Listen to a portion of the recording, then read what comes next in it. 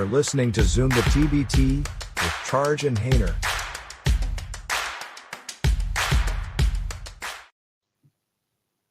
And this is Zoom the TBT of Charge and Hayner. And it's one of our favorite shows of the year. We're really getting started in earnest. This is episode 12 of season 6. And we are going to go through the 64. Of course, you see the asterisk is this year's 61. Charge, how are you doing this evening?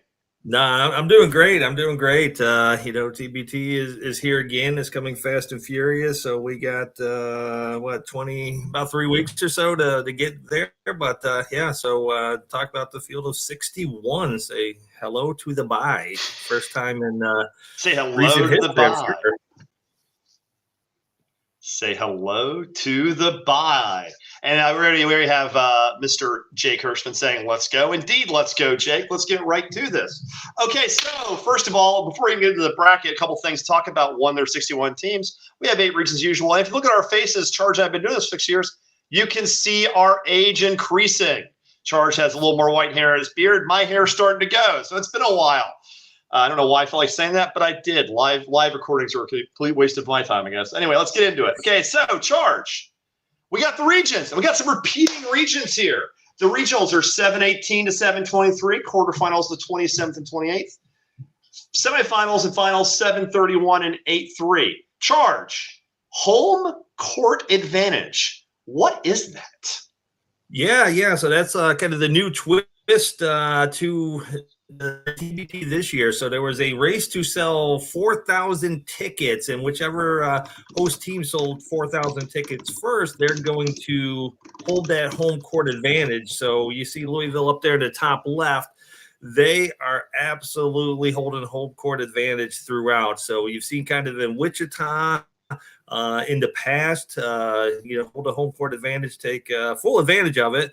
And Louisville is going to have it. As of right now, I didn't look today, but as of earlier yesterday, no one else has hit that 4,000 number yet. Hopefully with the bracket reveal, a lot of push on it, we'll see kind of who shows up next. But there's a lot of exciting basketball in 8 different regions. But if Louisville runs it out to the finals, they will be hosting the finals in their hometown. So that's something to look forward to if you're a Louisville fan. Absolutely. And as someone who's attended the Louisville region for, I was there last year. I hate Louisville. I'm a Memphis fan. I will announce again, as usual, I am putting a bounty on the team. So I am putting a bounty on the Louisville, the Ville again. That is the bounty this year. This is the bottle of whiskey. I will be delivering the Lexington bottle of whiskey this year in person in Lexington. So if you beat the Ville, you get a bottle of bourbon on me. That's how we do things here. That's the team you got to take out. But having said that, as much as I hate Louisville, that's an electric region. So let's scrub this a little bit. Louisville's going to be playing at Freedom Hall. Lexington, you got La Familia as the host. They're going to be playing at a different arena, a smaller arena. It's still a nice one. It's about 4,000. It's a decent sized one. JMU stepped up where the UVA team had to withdraw, and JMU should be a really fun region, one of the more competitive regions. We're going back to Charleston, one of Charles and I's favorite towns in the industrial Midwest. We're going to be there. Wichita always is a strong region. Kansas City's new this year. There's a lot of things happening there. Syracuse returns, and Charge's new hometown of Indy rounds it out. Now, Charge, which one are you most excited to attend? I assume you're really only attending the Indianapolis one, correct? Yeah. I'll probably only go to Indianapolis this year, so I'm obviously excited. It's local. Don't have to travel around all over the country like you do. And it's just a great environment, a great venue. I think everyone who's been at Hinkle kind of appreciates the environment that they bring there. So that's great. But all the regions, Charleston, we've been to a decent number of these between the two of us. Just a really good slate, and it's going to be interesting to see JMU. And I've got a feeling they may step up and sell a bunch of tickets with that region. There's a lot of good alumni teams. It's going to be a fun region. Yeah, it's funny too, because I've been to all time. I've been to 1, 2, 3, 4, 5 of these regions. I've never been to JMU. I've never been to Wichita. I've been to Kansas City yet. I need to get to both. I need to get Kansas City and Wichita at some point. I will be going to West Virginia for one day, then Louisville, Lexington, and Indy as a sweep for the last 3 days. So you'll see me on day 2 Indy, provided, of course, everything works out. That is the plan. But let's get into these brackets a little bit, talk about what this all is going to mean. So first of all, we're going to start in the Louisville region. And this is a pretty fun region. We've talked about the energy of this. And I'll start on the left side, you take the right side. That's how we'll do it today, okay? So on the left side, we have Ville. They're the returning champions of the region, defending regional champ. They have 5 wins in 2 years. You got Montrose Harrell, you got Russ Smith, a dynamic inside-outside pairing. It's Boston versus Cancer, first-time team. Sideline Cancer, they have 17 wins. They fell a couple jump shots, sort of a bubble championship. And while they're a little light in the roster still, you got Jermaine Morrow, Chris Coffey, and Braxton in the backcourt. That's a lot of backcourt players. And the Mad Cats are the winners of the HBCU home tournament, led by Kevon Allen of the former Gator First. So that's a really nice, strong left side of that bracket. Charge, what do you see on the right? Yeah, right. I think the story here is kind of those powerhouse non-alumni teams. So, you're definitely going to want to keep them away from the Villa as long as you can. But Florida DRC coming in at that 3 seed, they've got great history in the tournament. And your little twist this year, they are combining with DRC. So both those teams have been running for quite some time. I think they still have some players to add. There's not a full roster on that page yet, but that's going to be an interesting one. But I think the really interesting thing on this side is going to be Team Diesel.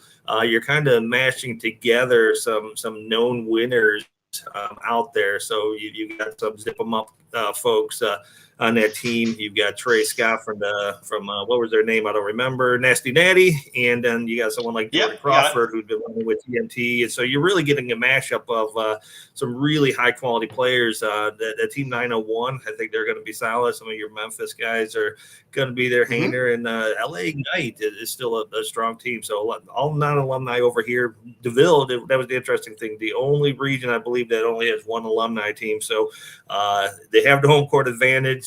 There's a lot riding on DeVille making it through to the region finals and beyond. So we'll see if they can hold court and where that takes them. Yeah, it's funny you said that. I actually didn't make the connection of the only region with only one alumni team. That makes a lot of sense. And also you'll see the seeding reflects a certain, let's say, philosophical willingnness to both maximize money and also to maximize matchups. I'm not saying TBT would ever fabricate seedings to maximize bank and seats. I would never say that, ever. I would never insinuate that. But you get the feeling there were some certain polls that had a certain degree of sense to make for the financial thing.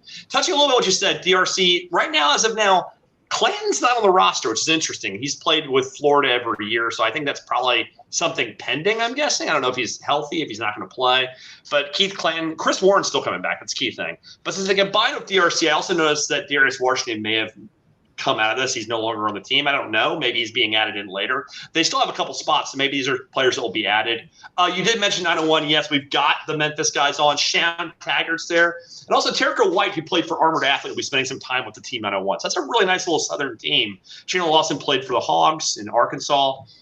My favorite weird story, too, is LA Ignite has a former TBT heavy-level player, and Dakari Tucker was on Overseas Elite's last team. Is playing for the LA Ignite. So that's kind of a fun little story there. So while it's light in alumni teams, it's high in storylines.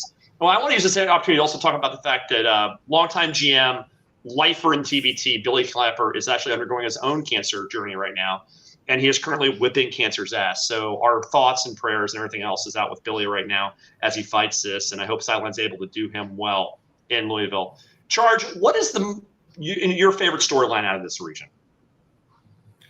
Yeah, no, I think the thing here is it's the storyline is all about DeVille. I think they have a definitely upgraded roster. Adding a guy like Grace Spalding is going to be fantastic for that team. But just the new dynamic, the trend of what the TBT is looking for with the home court advantage. DeVille stepped up, and they have a great team in place. They've had a great team the last couple of years, and so I think that's going to be what's interesting to see. And it's almost like you got a little bit of a target on your back if you're DeVille, because everybody, obviously everyone's looking to win $1 million, but with the home court advantage and everything going on with that, I think that you have an even bigger target on their back this year.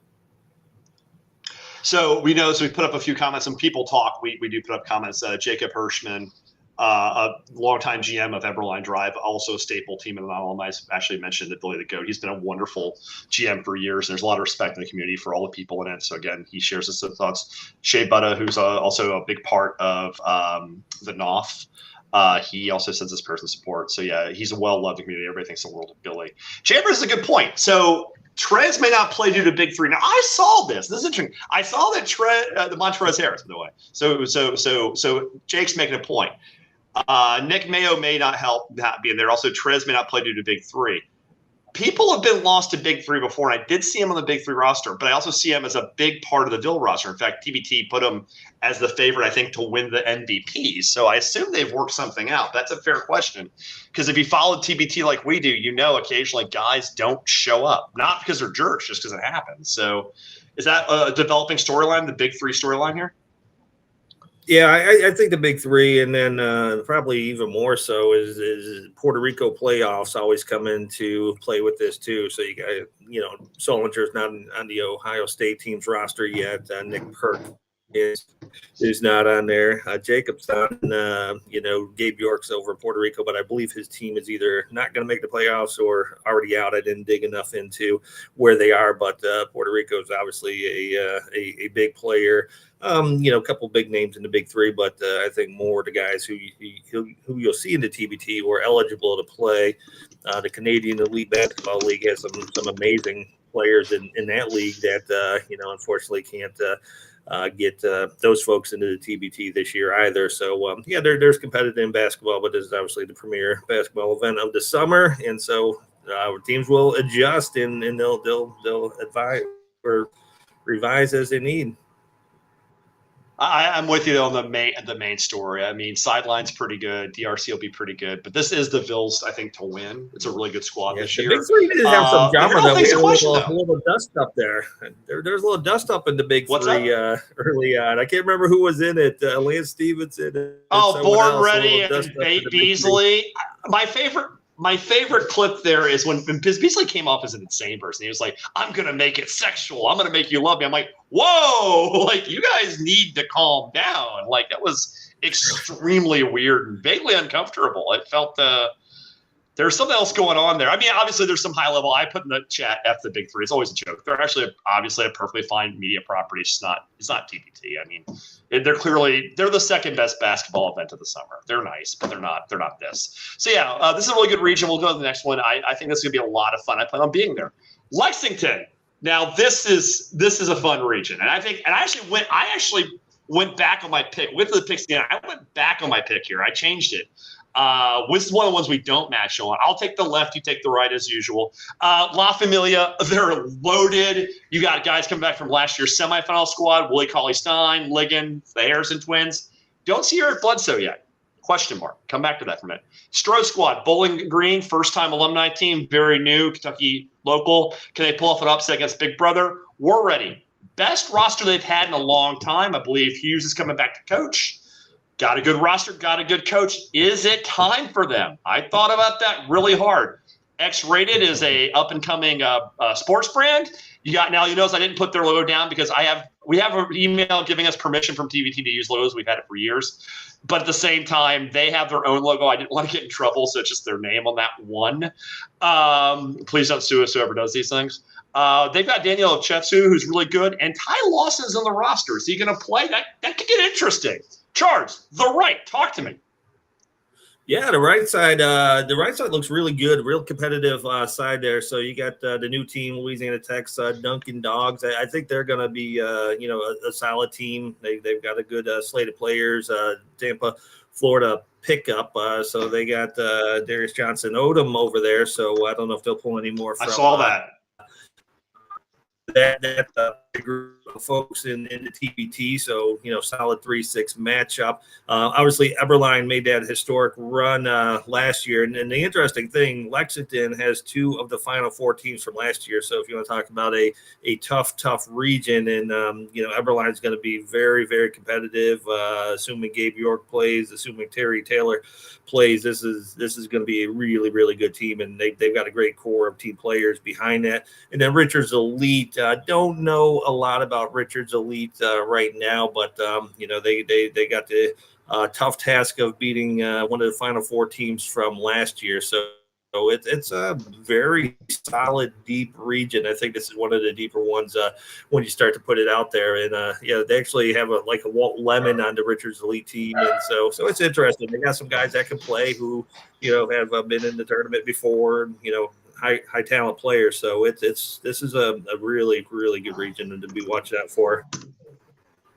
Yeah, absolutely. I mean, it's going to be a quality region. My thinking of that also, I would say at Richards Elite, one thing that you mentioned is having Ryan Richards as a former TBT champion. They're a little older, obviously having Lemon as well, but those are two killers right there. So kind of underseen as a 7. I mean, I don't know what to bet on, but if you give me Lemon, you give me Richards, who played in TBT as champ, I mean, we got issues here. I mean, that's still a pretty quality team. Eberline is a legit 1C level quality guy because we didn't even mention Anthony Clemens, who's just a killer. He put them on their back at times last year. So we're talking about a really, really solid 2-7 matchup, a complete nightmare. And yeah, Darius Johnson-Odom playing for Tampa, that's a huge get. So that's a really interesting region. So this region hits a lot harder than it does when you first look. Charge, what's your favorite storyline here?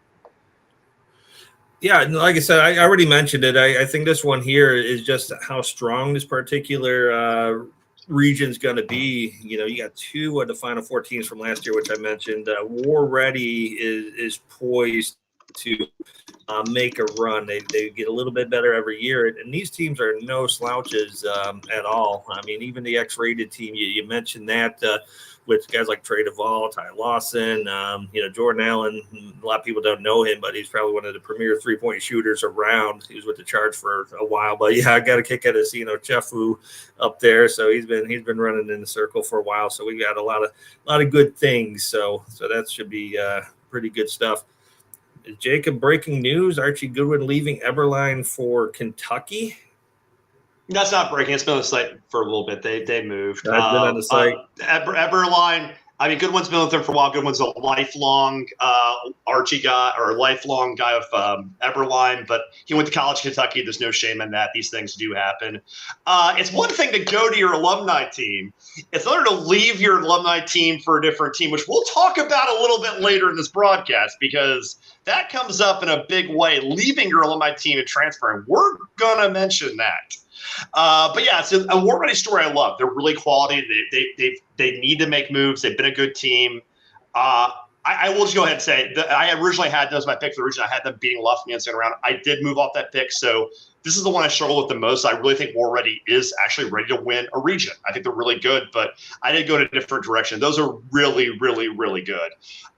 Charge, I think the War Ready thing is a great story. I think that 2-7 matchup sneaky as hell, though. I think Eberline's good enough to win the whole thing. But that's a bitch of a 7 to get. I mean, a bitch. So we'll see. It could be interesting. All right, Charge, any last words here? On to the next one. No, Lexington, we're good. Okay. Now we have the heroes of the entire tournament, the James Madison region. So first of all, these guys actually went ahead and did everybody a solid. UVA had to withdraw. No hurt feelings, just they had to. These things do happen. And they were able to get a transfer an hour away, basically, go to JMU. Great program. Founding Fathers have been wonderful, so a huge step up. On the left, I'll take it as usual. We have Happy Valley, returning regional champ. A lot of their rosters back. Really quality team against the Raleigh 919. They were a guest on the show this year. Looks like quality outfit as an 8 seed, but still faces a very tough task against Happy Valley. Founding Fathers, the JMU alums, are the lowest ranked hosts. They're the only seed. They're a 4 seed. They're the lowest ranked of all the hosts in seeding, but they have a history. Have not won a game yet. They had sideline on the ropes a few years ago in Charleston. Marcus Keene single-handedly put them away. That took every heroic jump shot he had to get them out. And next era elite, Rob Holloman, Ramon Gallery still there. The DNA of the Big Five, really quality team. That 4-5 matchup might be one of the best early games you're going to see in this tournament. Charge, take us to the right. Yeah, the right side kind of headlined with Shell Shock and Red Rose Thunder. So Red Rose Thunder made that great run last year. They picked up great pickup of Maurice Watson, led those guys to a nice run last year. So it was good stuff. Magic Show. This is the one I really want to watch. And under the radar, Sam Sessoms, who was just unbelievable for Happy Valley Hoopers last year, is on for Happy Magic Valley. Show. Yeah, we'll know where that kind of fell through or why he's not with his folks over there. Shell Shock looks amazing. These guys are just really well organized. I think they're going to show up with some good players if Melo shows up. I mean, we had him on the roster a couple 2-3 years back. So and as we talk about TBT, it's all about who shows up and. Love Virginia.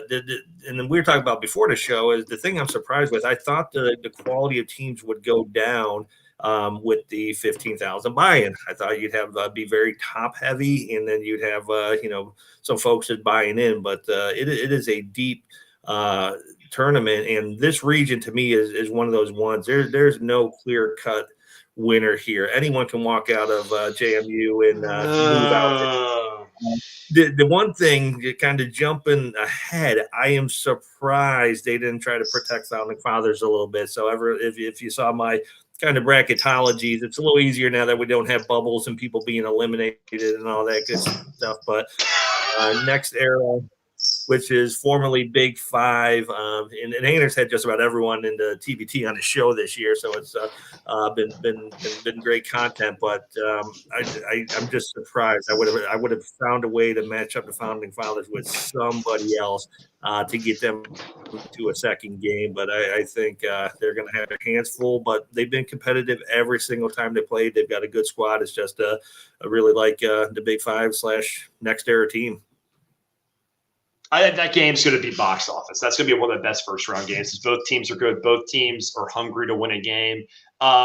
Big Five, this next era is a different squad, obviously, but Big Five has won a game before, so they've tasted it before. Founding Fathers haven't come damn close. They're both hungry. They're both quality. That's going to be a fun matchup. They have all the chance to beat one because, like you said, no sessions for Happy Valley. So that could be a pretty interesting little side. My favorite team to talk, I think my favorite interview so far has been the Red Rose Thunder. They are insane. Like, they are legitimately insane people, and I mean that in the most positive way. Their GM I adore because he's nuts. I mean, he's truly like he is Iliano level nuts. That's what he is. Like, he's that level of insane, and I totally love that. So, like, if you're as nuts as Mike Iliano, you definitely have a place on the show. So he's fantastic. But I'm going to differ. Any team can win this region because there's a lot of quality. But there is a favorite. I think that 2-seed Shell Shock, I mean, they're well organized. If the players show up, and again, that's always the question, but if they show up, it should be a fairly simple path. We'll see what happens, but this could be a lot of fun. This region is going to be really, really, really fun. And it's a short drive from our next region, which is always pretty interesting, the West Virginia region. And I think this is where the bye comes up. So, Charge, explain a little bit how you think about the bye. And actually, while you do that, I'm going to give you the left side this time. You start because you have a very strong opinion about one of those teams. I do, and it's actually a very strong opinion about the matchup. So I won't go in too deep because it's a later talking point. But yes, so this one here, Elite Nation. Just to remind everyone, this is Takeover BC. So they ran out the region last year, so well deserving of the bye. So when you start to see the buys. It's going to be the number one seed in all three regions, but you can see they need to have the home teams playing. So you still got heard that West Virginia playing opening rounds, but Elite Nation by far, deserve that number one seed. The 4-5 matchup, and we got Shay on, and trust me, Shay, you're going to appreciate this later. This is the game of West Virginia. I'm going to go out on a limb. I won't say who I picked, but whoever wins this game is going to win the region.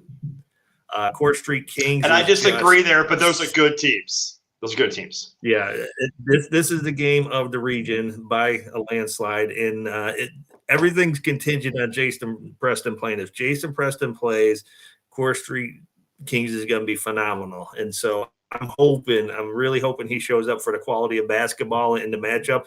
And then the North, obviously, we got Shay on, they've been good friends of the pod for a couple of years now, but, they are just tenacious. You got Hilaire on their team, and they picked up Lamar Peters, and they go out there and they fight, they ball. And so that's going to be, I won't reveal a pick now, but whoever wins this game will win West Virginia.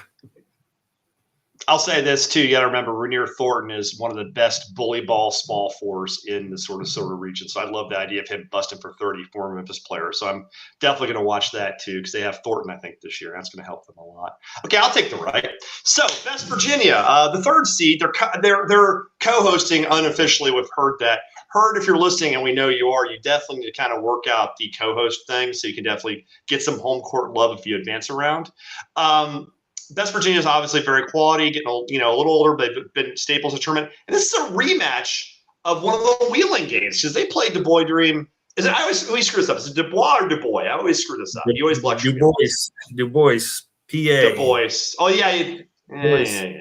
I used to live in Pittsburgh for a while, so yeah, you have to go through Punxsutawney to get to Du Bois. So if you want to see Punxsutawney Phil, he hangs out there. Jesus Christ, the country is just too damn big. All right, there's too many people. Okay, so Du Bois Dream, and we thought they were dead meat in Wheeling, and they gave West Virginia everything they wanted that game, which was interesting. It took a big run. West Virginia really had a fight there, so that could be a really low-key, entertaining game like the other ones you're talking about. And Heard That and Seek, obviously Heard That's going deep in this. They made the regional semifinal, won 2 games last year. If you give me Ja'Cory and you give me Elmore, I think I can win a lot of games still. They have some talent around them. So they're getting a little long in the tooth, but they're still quality, led by the excellent leadership of At Elmore Esquire, your favorite lawyer, Better Call Ott. But that should be a fun little round. So that little bit of the game. And again, talking about the regions and the bye, you can say Elite Nation deserves the one. Sure, I can accept that answer. But let's be honest what this is. This protects the gate. You're going to get a guaranteed, well, not guaranteed, you're going to get a likely game with West Virginia Heard, which will have Charleston rocking. It'll be a lot of fun if that happens. And even if one gets through, they'll still get on ticket sales. So there's definitely some protection there about making sure you get some sales. And if it does get that second round, Heard West Virginia, it's box office. It's fun, it's fast, it's physical, and it's going to be great television, great basketball. Charge, what's your favorite story? I think you already nailed it. You talk about that court and off game. Is that something you really want to see? Yeah, no, that for me, that's the game. Just a little more commentary. Du Bois, I'm a little worried about them this year. They lost both the Weathers over to the ALS team. And they're from the Kansas City area, I found out. So in talking, so that makes sense. Was one of those ones where it's hard feelings, or but as Jake said, he's got Archie going to Kentucky. So people go. It'll be cool for them to play closer to home this year. I haven't seen Taylor Person's name on a roster yet, and he was with Du Bois last year. And so they've lost 3 really, really good kind of core on their team. And her dad, they're kind of like Everline, man. They show up with just a scrappy bunch of guys, and they know how this tournament runs. And so I do see her dad being the coming out of that side of the bracket. But we'll talk about Court Kings and Danoff here in a little bit. Yeah, and I'm definitely looking forward to spending my first day of the TBT. Our plan is to go to West Virginia for day 1, so hopefully we'll be at Charleston rocking like we were a few years ago. It should be a lot of fun. Should be fun, okay? And plus, you haven't lived. You really haven't lived until you've drank heavily in the streets of Charleston, West Virginia. until you've fallen down and given yourself a shiner on the streets of Charleston, West Virginia. Anyway, Hainer came in rough that day, so. Ask me how I know. Okay, Wichita. We're halfway through this story now. Let's get into this a little bit. So, Wichita, another bye. Forever Cougs makes a lot more sense. They were a finalist last year. Really quality team. Expect big things out of them. Fire Family, don't know a ton about them. I think they're one of those sort of, I think they're a TBL team if memory serves. We're going to have to get this figured out. And Run DFW, Friends of the Pot, a lot of quality on the roster. Could be dangerous. Charge, you get the easy half of the right. What you think there? I know you like one of those teams a lot. Yeah, no, I absolutely love ALS. They and same thing. They have a similar roster, but at the end of the day, it's a really good leadership. Sean Marshall puts together a great squad, and this is another one. I may change my tune a little bit, but I mentioned they got the Weathers over from Du Bois and not a household name, but those guys have proven they stack up against anybody in the TBT talent-wise and can compete with anyone. So that's a huge pickup for them. And but DJ Burns, I think everyone wants to see him play after that nice NCAA run, and it's going to be a good vibe. So I truly hope he does show up and play. But Austin's own, they're deep, have a lot of great pros, aftershocks, home court advantage. There's no excuses. I believe this is the one that used to be competitive choice, so they've kind of been around a little bit here. But yeah, just really deep. And yeah, that Fire family is the Potawatomi Fire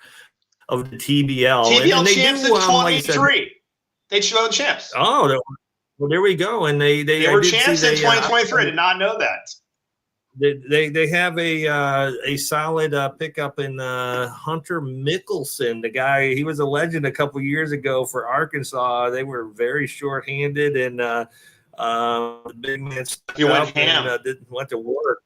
And so, yeah, so they got some people familiar with the process, and and we'll talk about this with another team. But 1, 2, 3, 4, 5, 6, 7, 8 of these guys played on. I'm just going to call them the Fire. I'm not even going to try to say that other word. Yeah. And we've seen that with teams like primetime players in the past. Is like, who the heck are these guys? But they played together, played a lot of games together, and that's gonna probably play to their advantage. So I don't think I had them as a 4. I had them much lower, but at the end of the day, it's a good team. They'll be competitive, and TBT usually knows what they're doing. So I'm going to say this, and I'm going to make someone we like a little upset, but we're trying to catch up, and obviously we both have day jobs, and this is something we enjoy doing, so we try to inform and discuss these things and give people a way to talk about this, but we do fall short a little bit sometimes. So I'm a little behind on some of the research, but one thing I'm going to call out Austin's Own, because I'm looking at the website, and I'm counting the number of players from Austin's Own who are actually Texas alums, and of the 13 players on their roster, 2 are Texas alums. So I don't know if it's an alumni team anymore. Like that's I didn't know that. I mean, by the way, let's be very clear. It's a nice roster. I don't want to even say the roster's not good. I know Keontae Kennedy can ball. He is insane. He's a really good player. He played at Memphis. He got some nice parts in this roster, but is it a Texas roster? I don't know. I wouldn't mind an explanation on that one, because we do tend to talk a little bit about alumni teams. Obviously, you get what we call grad transfers by favoritism or straight cash. We'll get to that. But the reality is, that's interesting. I didn't even notice that. But they've got a nice roster of which doesn't have a ton to do with Texas. Your boy Deion Wright's coming back. Your St. Bonnie guy. He's got a lot of TBT experience. He's coming back for some fun. He's been a big-time player. Eric Williams is really solid, too. So, I mean, they've got some talent. I mean, I don't know why they're ranked this low. That's actually kind of interesting. It could be a really dangerous it's all fairly interchangeable, So I think it comes down to, just a matchup. Who do they think aftershocks can beat is what a lot of this comes down to. And I like Austin a lot. I thought they would compete against another Texas team, but maybe the risk was too much to drop Fire family or someone else over there. But it's a nice looking region. I'm surprised they haven't sold out yet, because they do have those high attendance records that they put on there. So I think that's my biggest surprise. But reading some comments online on the social, Aftershocks is kind of in the same boat. They only have about 6 players listed on their roster right now. Some of them not being Wichita State guys. They're kind of, you hate to say, because they're still young, but you do have turnover with these alumni teams as folks start to get a little bit on the older side. So I think, they peaked a little bit from a fan excitement and talent standpoint, haven't really backfilled it with anything up to this point. So it should be interesting to see how Wichita plays out, especially if Aftershocks don't, kind of make a little bit of a run there. Yeah, if Frank Camp and Kelly and McDuffie are still there, so they're still going to be pretty quality, but it will be interesting to see how long they hold together. I mean, it's interesting because this event's wonderful, but it does. I think hosting a region does take a lot out of you. We talk about like neither one of us is farmers, even though you have the beard of one. But the reality is, like, they talk about tilling the crops and changing over time. So perhaps giving Wichita a year to remember what they're missing and rotate a region might be in order because we've asked a lot of the fans there. Maybe it's time to let them take a year off on their wallets, go do something else for the summer, come back and get 8,000 again at the Cornhouse. It might be kind of interesting. George, what's your favorite story here? Yeah, this one here, like I said, I think DJ Burns is the favorite story here. I think the teams, the seedings, everything kind of makes sense, lines up really good. But I'm just in ALS. Even last year made a nice little run, so I think they're going to be the team to beat it. And yeah, who doesn't want to see DJ Burns play some more basketball? DJ Burns is great. My favorite story is how the Cougs have one win less to get the $1 million. Now they're probably just going to defensively crush teams. I'm a big believer in Houston. I'm a big believer in what they do. I'm a big believer in how physical and how just damn mean they are as a team. They showed it last year as a first-year alum making a win the final. They're really good. I'm scared as hell out of them, and I think they can just roll. I think this is one of the reasons I don't ask any questions about. I have a very clear pick here. I think they're just going to roll people. I think it's a lot of good teams, but I just think the physicality, because defense doesn't take a day off, and the Cougs scare the shit out of me.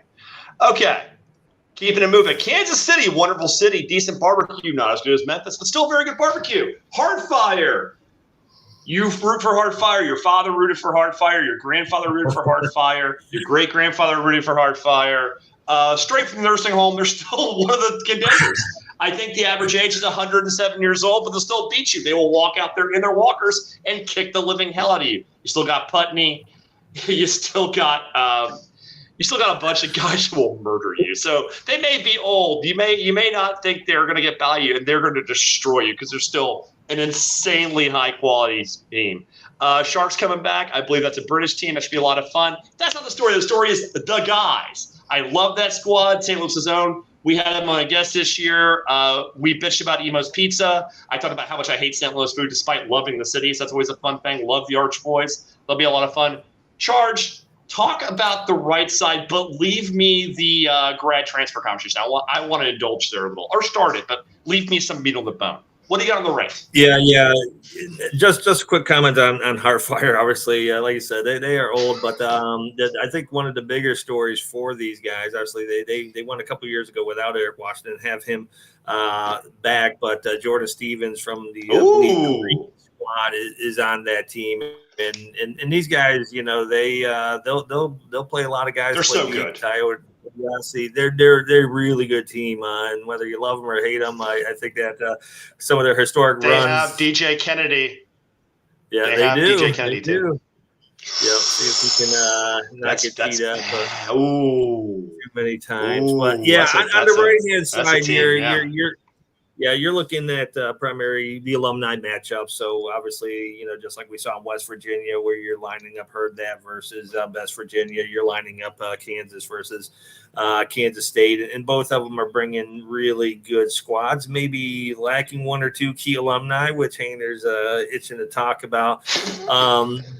But the shine that's Houston Pro-Am team, Chandre Jones, I mean, he's been in the TBT, it feels like as long as Heartfire has been. He's played in a lot of teams and played a lot of years, so I'm sure he'll be able to get those guys right. Then Off the Hook, don't know much about him, but I was kind of disappointed they didn't flip the Sharks and Off the Hook on the bracket because they were described as a street ball-ish style team from New York, and you bump that up against kind of, which they haven't shown their kind of online persona much in the TBT up to this point. But I think that would have been a game that could have gotten a little fast and a little chippy really early. So I was really kind of hoping for that matchup. But, hey, it is what it is. So they're going to get the Sharks for the guys, and then Off the Hook is what it is. But, yeah, the right-hand side is about matching up those two alumni teams. Yeah, I mean, I forgot they added Kennedy to Hardfire. Kennedy's obviously a multiple-time champion, a really quality player. Plus, they have that DNA. Eric Washington back's great too. I mean, they're old, but goddamn, they're good. I mean, they might walk out of here, honestly. But there's some other interesting things happening. Okay, so the grad transfer thing, the website is already fixed for one of them. I'm not sure it's fixed to their side. But Frank Mason, Kansas alum, is playing at TBT. He's not playing for Kansas. He transferred to Boeheim's Army. We're not going to get into why that happened, probably, but there was a reason, we're sure. The rich quite literally get richer, and he's getting murdered on Twitter right now for being a turncoat. So that's always an interesting thing about TBT is you got to go where you got to go, man. So Boeheim has a way of getting some of the best free agents out there. So obviously. I don't know how they do it. They have resources. They have resources, but as much as we get on those guys, they win. Talk about them. They win. They do stay. They win, and they do stay pretty true to their core people. Maybe some of their starters. Yes.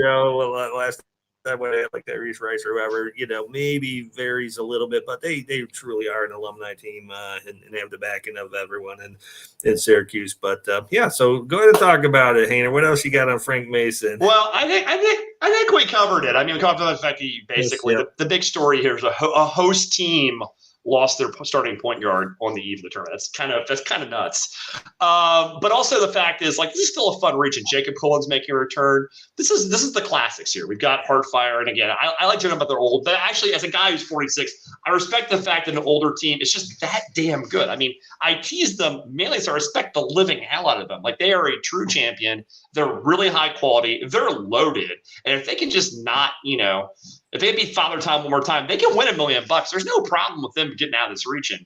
So there's a lot of fun. Kansas is a great city. So the thing that's also interesting about TBT is a lot of these cities are totally fine. They're nice places to go. But Kansas City, going there for the first time, it's just a wonderful city. It's a great place to spend time.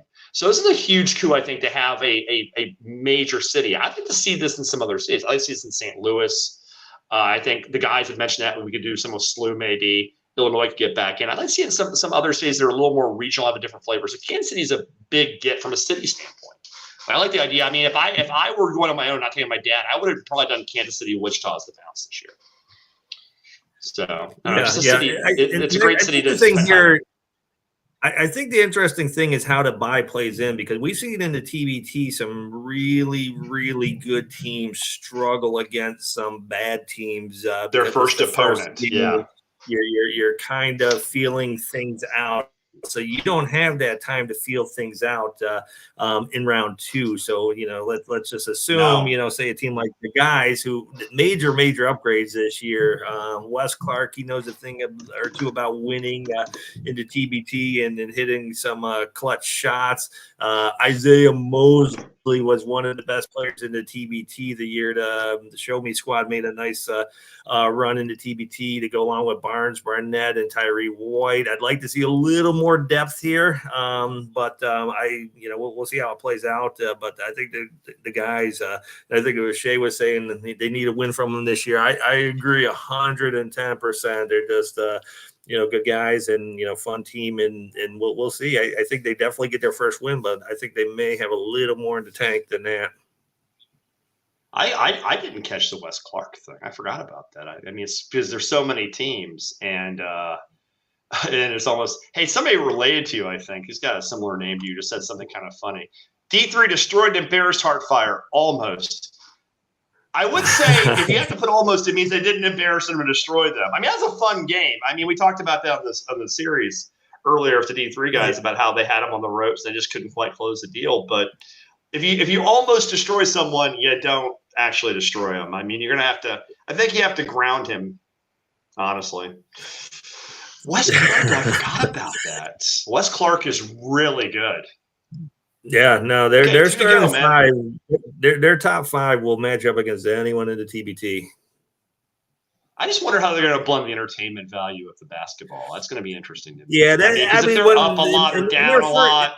In their first year, I really wanted to see the entertainment value, but it just goes to show you can have your kind of online persona in your videos, but I mean, these guys are pros. I mean, they know how to put a team together and win, and it's they're going to be good.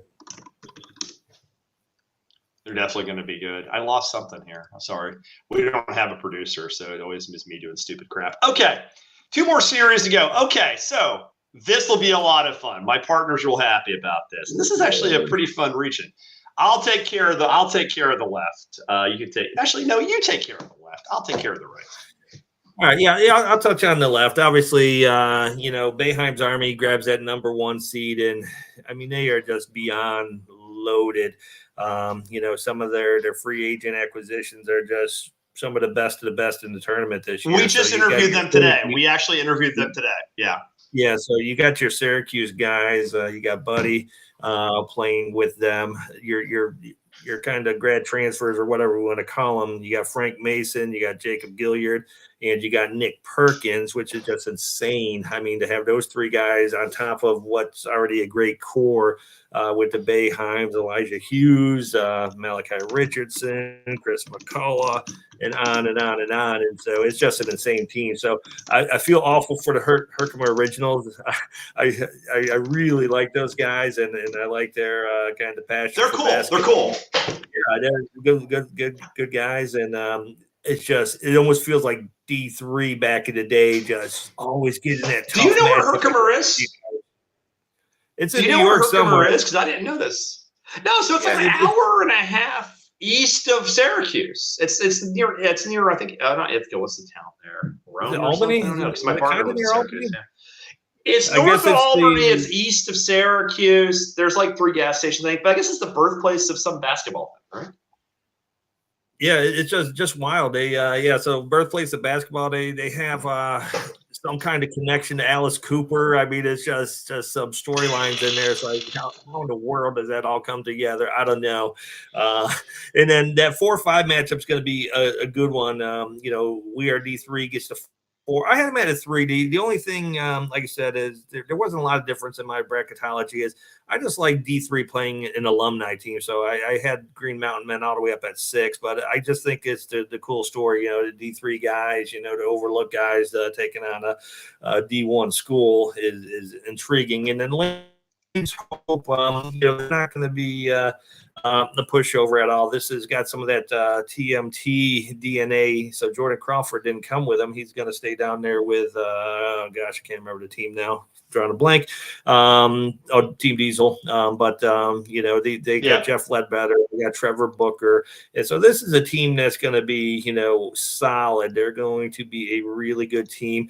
In D3, though, Mike knows how to run his program. Got their first win last year.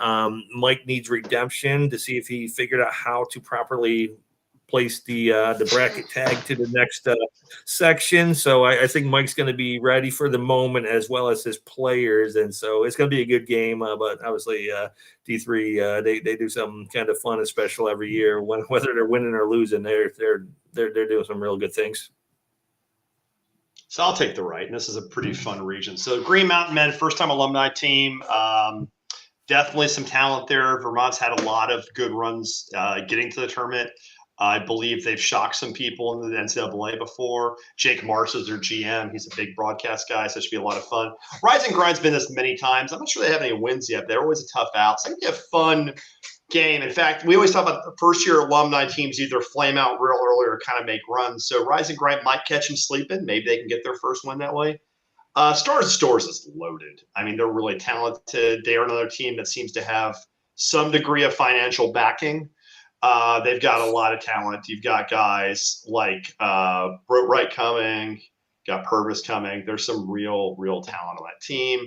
Brown Ballers is best known for obviously that huge 8-1 upset in Dayton a few years back. That killer form is not on that team. The guy that scored all those points, I believe it was TJ, isn't back. Jazz Baines, though, Queens alum, by the way, Queens University. Shout out to Grant Leonard. They got converted to D1 they didn't make the tournament this year. They're not in their waiting period anymore. He was part of that upset squad though that beat the Red Scare. So they're going to have at least a heady, steady-handed point guards that look to shock the world again. So that'll actually be a low-key kind of fun game. The Brown Ballers they probably won't be favored, and they're not going to win 100 out of 100 times, but they're going to put up a fight. That could be a fun game. So Charge, what's your favorite storyline here? Yeah, I think it's going to be the matchup between Bayheims and Stars of Stores. Obviously, we play the games. There's always upsets in TBT, but Stars of Store major upgrade with Isaiah Whitehead and Daniel Hamilton. I think they got embarrassed a little last year. They got that easy first round win, went partying, came out and got crushed the next day, and so I kind of enjoyed that because they were a little too cocky at that point in time. But I think they're going to be a little more game ready, and unless something crazy happens, there's no reason we shouldn't see Bayheims and Stars of Stores. I mean, just two storied programs playing in front of a full house with some of the best talent in all of TBT head to head. So I think those two run out face each other, and we'll see who wins. But that's gonna, I think, incredibly talented teams. Both of them look amazing. Yeah, it's gonna be a lot of fun. That could be a really great regional final that holds. Okay, now the last region we're going to go over is the Indianapolis region, and this is a fucking mess, man. In fact, it's funny because I thought people asked me what region to dodge, and I was like, you should dodge Indianapolis. This looks like a nightmare. Charge, I'll take the left because it scares the living hell out of me. Okay, you got the defending champs, Carmen's Crew, with you and I's favorite TBD player, because he's both a Charge alum and a Memphis alum. Chris Crawford will be playing for the Carmen's Crew, and as we all know, Chris Crawford's probably the ultimate ZoomTheTBT player. Cleveland Charge player, also Memphis Tiger. That's pretty much all you need to be a ZoomTheTBT favorite against the Green Machine, a first-time team. I believe that was, I can't remember who that was. They were a remix of another team, but they're coming back. Yeah, Locked in Elite, we've had the show. Go ahead. I don't think Green Machine's a remix, but there must be a reason the TBL teams can't use their exact name because, like I said, the Potawatomi Fire, whatever. Is the Fire that's family. Right. Yeah, these guys are great. I'm disappointed they can't use it, but they're the Lebanon Leprechauns, and I would have loved to see some Leprechauns in the. That would be great.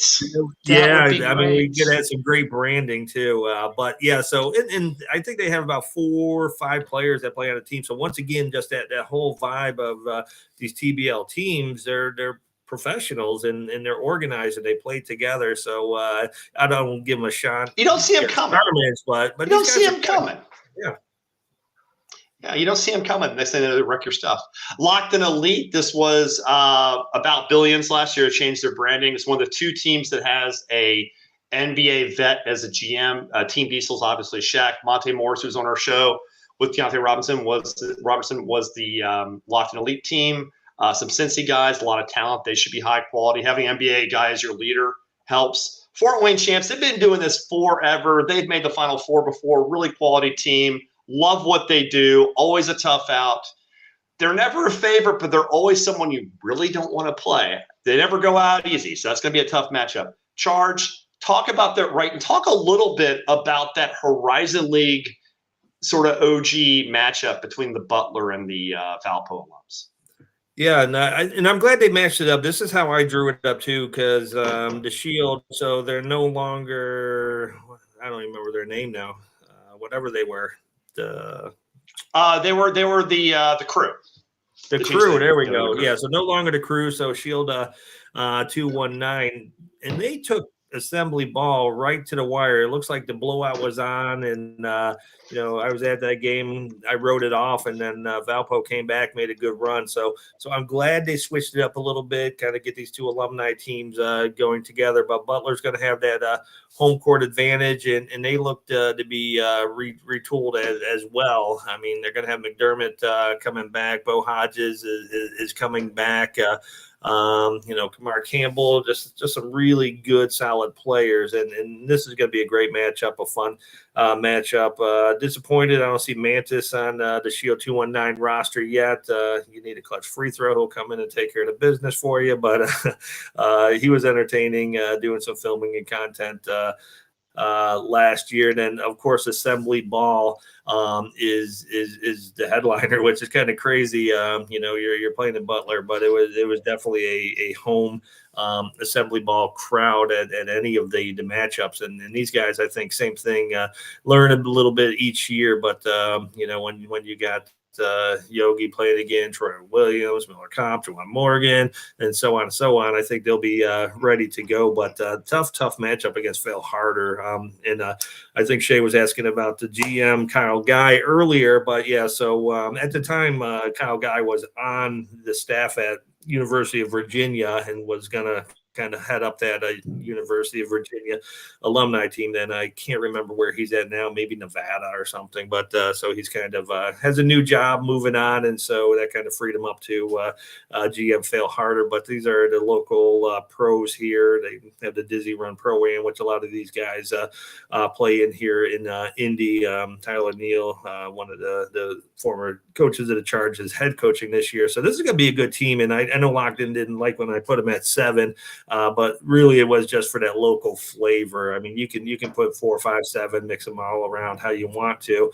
But I just would like to see the local Indy guys play the Fort Wayne, hour and a half, 2 hours up the road, Fort Wayne champs. But it is what it is. But this one here is as deep as it gets because you got your big 3 with the alumni teams, but then you can't look past 4, 5, 7, 6. I mean, it is a good team. I know this Fort Wayne team is the same thing. Not all your household names, but I think I can't remember the count that I was told, but these guys have like 4 or 5 league MVPs on their team. So guys who are just overseas dominating. They're not just playing overseas. These are champions, MVPs of so many overseas leagues. And so obviously Garrett kind of looks for a style of player, a team player that fits into what they're trying to do. And it's deep. This is probably, I think, top to bottom, I think there's some more parity and it's going to be more competitive in some, but I think talent wise, this is a really, really intriguing region. Yeah, I think it's gonna be a lot of fun. My favorite story in Indy, and I'll do the favorite story one because you live in Indy. You can talk about that all you want. My favorite story in Indy is just the quality of basketball, but also like it's one of my favorite venues. I've never been to Hinkle before last year, and it's such a unique and kind of wonderful stadium. Like Butler's really blessed to play in a stadium that high quality. Like I really enjoyed my time there. Like I think it's a nice place to watch basketball. The double decks, the way it's set up. Like I felt very at home in sort of a tight gym, a field house, right? Not just an old arena. So it really has that sort of throwback feel. It's a really wonderful place. So I enjoy it. It's a kind of a magical place to watch hoops. So I'm looking forward to spending that Monday there, hopefully. It'll be a lot of fun. I'll see you there. We'll eat nachos or something. All right, Charge, you want to do some picks? I'm kind of bummed that Eberline's not going to be there. It was fun hanging out with those guys last year. We see them every year at the region. Well, come to Lexington. Then come to Lexington. It's not that far, you lazy bastard. Jacob and Vinny, they got to come up for some torchy tacos. But yeah, so Sina Mania there talking about the NBA All-Star weekends here. So we've shared, the NBA All-Star events close to in proximity, or we had the NBA All-Star event. We got the WNBA this year, kind of the same weekend. So a lot of excitement going in Indy. So this is the city where it's at. Great run by the Pacers. Indy's a fun place. All right. Okay. Charge's picks. Charge, I'm going to click the button so you'll see them pop up. And once they go, you can start talking. What do you got? All right. So there you have it. They're coming in fast and furious. So, yeah, going to that Louisville region, feel very strongly about the Ville. Home court advantage. They've gone deep here before. Great players. They're going to take the Louisville again. La Familia, sorry, Jacob, but trust me, if I pick you to win, you're probably not going to win. So I do like La Familia. They were both 2 Final Four teams last year and a little bit with that home court advantage. Now, if I have guarantees Terry Taylor's going to play the entire tournament, then I may waffle a little bit on that pick. Shell Shock, we talked about them. I think everyone's impressed with what they're doing as an organization and the talent that they're going to bring together.